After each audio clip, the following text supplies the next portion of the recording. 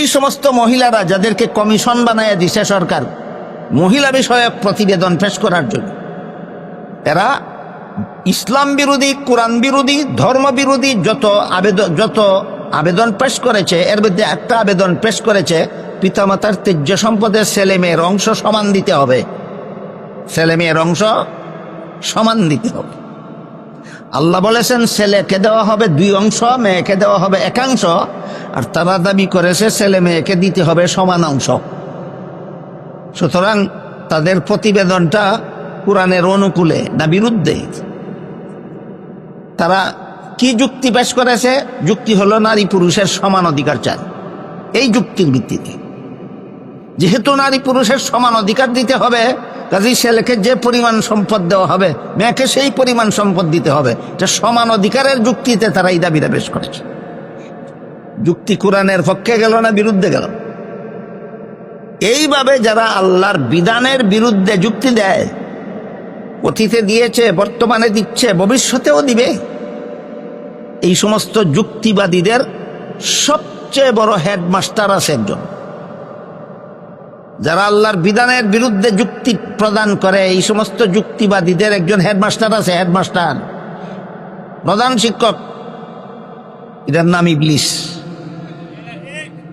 আল্লাহর বিধানের বিরুদ্ধে যারা যত যুক্তি দেয় সবগুলি যুক্তিবাদীর একটা হেডমাস্টার আছে।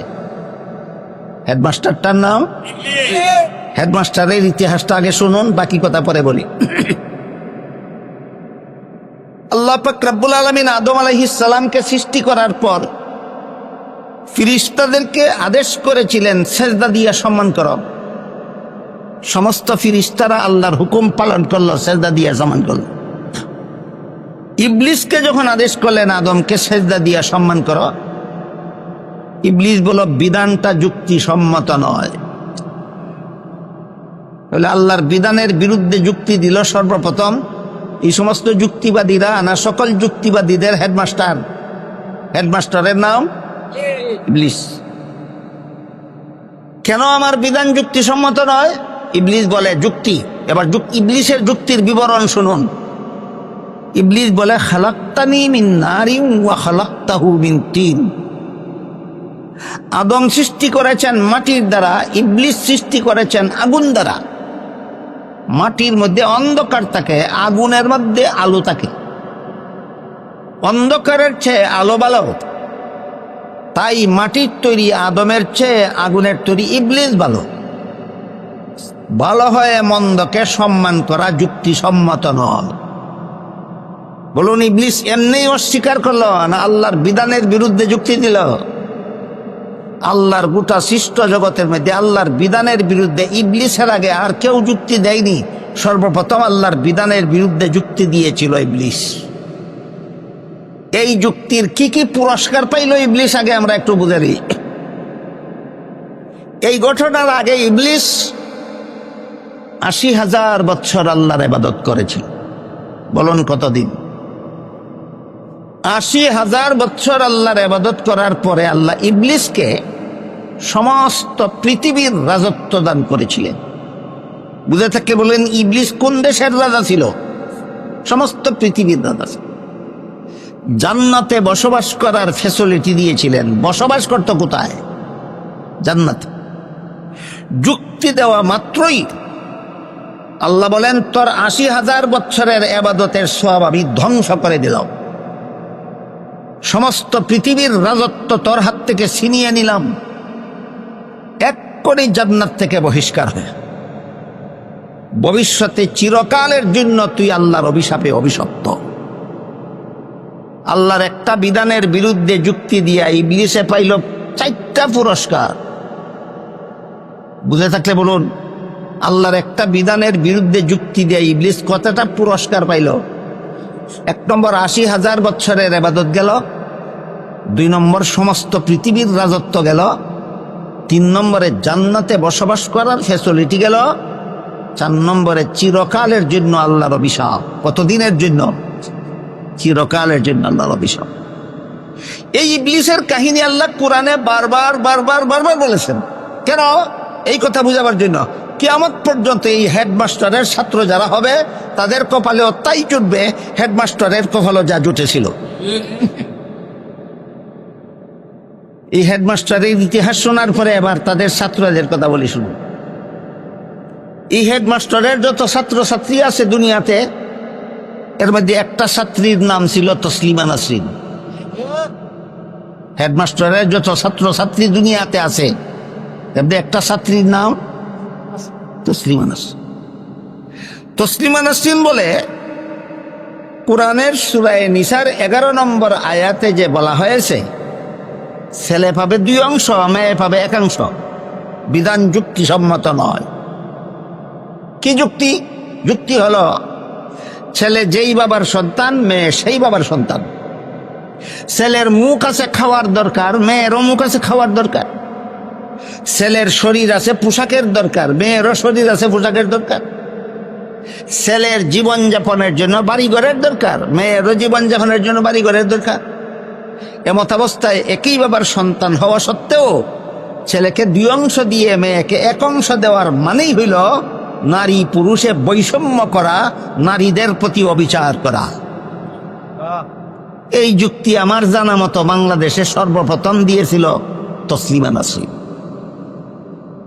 পবিত্র কোরআনের সূরা নিসার 11 নম্বর আয়াতে যে আল্লাহ বললেন ছেলে পাবে 2 অংশ, মেয়ে পাবে 1 অংশ, এই বিধানের বিরুদ্ধে সর্বপ্রথম যুক্তি দিয়েছিল হেডমাস্টারের কোন ছাত্রী?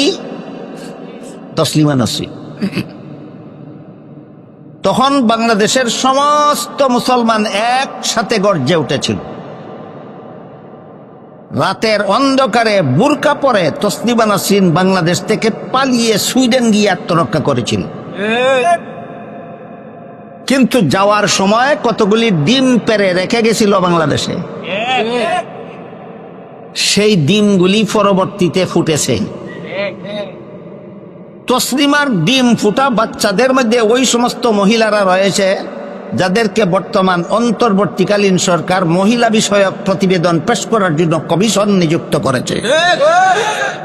এই সবগুলি মহিলা তসলিমার ডিম ফুটা বাচ্চা, সবগুলি মহিলা তসলিমার ডিম ফুটা বাচ্চা। তসলিমা যেই সুরে কথা বলেছিল এরা সেই সুরে কথা বলে। তাই আমরা এবার চুল সেরা বিশ্লেষণ করে বোঝার চেষ্টা করব তসলিমার যুক্তিটা অধিক শক্তিশালী না আল্লাহর যুক্তিটা অধিক শক্তিশালী। একটু রাহেন না বুঝা হা না করবেন না। তসলিমার যুক্তি বুঝলেন, আমি আল্লাহর যুক্তিটা আগে বুঝাই আপনাদের। কোন যুক্তিতে আল্লাহ বললেন ছেলে পাবে 2 অংশ, মেয়ে পাবে 1 অংশ?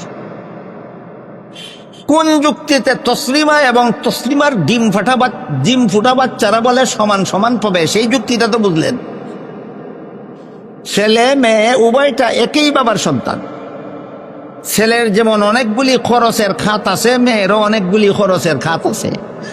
তাই একই বাবার সন্তান হওয়া সত্ত্বেও ছেলেকে 2 অংশ দিয়ে মেয়েকে 1 অংশ দেওয়ার মানেই হইল নারীকে সুবিচার থেকে বঞ্চিত করা। এটা হইল তসলিমার যুক্তি, তসলিমার ডিম ফুটা বাচ্চাদের যুক্তি। এবার আল্লাহ কোন যুক্তিতে ছেলেকে 2 অংশ মেয়েকে 1 অংশ দিলেন ওই যুক্তিটা আগে বুঝি, তারপর আমরা তুলনামূলকভাবে বিচার করব তসলিমা এবং তার ডিম ফুটা বাচ্চাদের যুক্তি অধিক শক্তিশালী না আল্লাহর যুক্তি অধিক শক্তিশালী, সে বিচার পরে করব। আগে বুঝি আল্লাহর যুক্তি কোনটা। ইসলামের বিধান মতে ছেলের জীবনে খরচের খাত আছে 3টা। বলুন কটা? 1 নম্বর, ছেলে যেদিন থেকে সাবালক হয় সেদিন থেকে তার লালন পালনের দায়িত্ব তার নিজের। নাকি আপনাদের জানা মতো সাবালক ছেলেকে লালন পালন করা বাবার দায়িত্ব না নিজের? খরচের একটা খাত। যেদিন থেকে বিয়ে করলো সেদিন থেকে বউ ফেলার দায়িত্ব তার, গেল 2টা দায়িত্ব। যখন থেকে সন্তানাদি জন্ম হলো সন্তান লালন পালনের দায়িত্ব ছেলের। বলুন ছেলের জীবনে খরচের হাত কটা হইল? 1 নম্বর সাবালক হওয়ার পর থেকে নিজের লালন পালন, 2 নম্বর বিয়ের পর থেকে বউয়ের লালন পালন, 3 নম্বর সন্তানাদি জন্ম হওয়ার পর থেকে সন্তানাদি লালন পালন, এই 3টা খরচের খাত আছে ছেলের জীবনে। বলুন, খরচ আছে কটা? অংশ পাইল কটা? 2টা। খরচ আছে 3টা, অংশ পাইল 2টা। মনে রাখুন, খরচ আছে 3টা, অংশ পাইল 2টা। এবার আসুন মেয়ের জীবনে। ইসলামের বিধানে মেয়েকে লালন পালন করা বাবার দায়িত্ব, যতদিন বিয়ে না হবে ততদিন। বিয়ের পূর্ব পর্যন্ত মেয়েকে লালন পালন করা বাবার দায়িত্ব। বিয়ের পর থেকে মরণ পর্যন্ত এই মেয়েকে লালন পালন করা স্বামীর দায়িত্ব। মেয়ের নিজের লালন পালনের দায়িত্ব নাই, স্বামী পালার দায়িত্ব নাই, সন্তান পালার দায়িত্ব নাই। মেয়ের জীবনে খরচের খাত নাই একটাও। মেয়ের জীবনে খরচের খাত নাই একটাও। ছেলে 2 অংশ পাইছিল, 3 খাতে খরচ হইয়া যায়। ছেলে কত অংশ পাইছিল? কত খাতে খরচ হয়? মেয়ে 1 অংশ পাইছিল, খরচই হয় না। এবার বলুন আপনারা, 3 খরচ হলার 2 অংশ পাইলে বেশি পায় না নাই খরচ হলার 1 অংশই বেশি? তাইলে আল্লাহর বিধানটা দুর্বল। তসলিমা এবং তসলিমার ডিম ফুটা বাচ্চাদের যুক্তিটা শক্তিশালী না? খুদা দ্রোহিতা ছাড়া, বেঈমানি আর কুফরি ছাড়া আর কিছু নয়। এই কুফরি মতবাদ এই সমস্ত তসলিমার ডিম ফুটা বাচ্চা মহিলারা 17 কোটি বাঙালি মুসলমানদের ঘাড়ে চাপিয়ে দিতে চায়।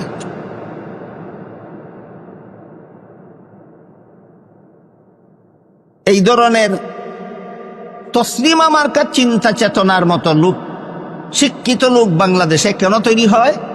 কারণ তসলিমা মার্কাদের হাতের তৈরি করা সিলেবাস স্কুল কলেজ ভার্সিটিতে পড়ানো হয়। তসলিমার মতো নাস্তিক্যবাদী এই বর্তমান সরকারের নিয়োজিত নারী বিষয়ক কমিশন, যত মহিলা নিয়োগ দেওয়া হয়েছে, এগুলি সবগুলি নাস্তিক। সবগুলি আল্লাহর বিধানের বিরুদ্ধে শয়তানি যুক্তি প্রদর্শন করে। কেন? এরা ওই স্কুলে লেখাপড়া করেছে, এরা সেই কলেজে লেখাপড়া করেছে, এরা সেই ভার্সিটিতে লেখাপড়া করেছে যেখানে মানুষ গড়ার কোনো শিক্ষা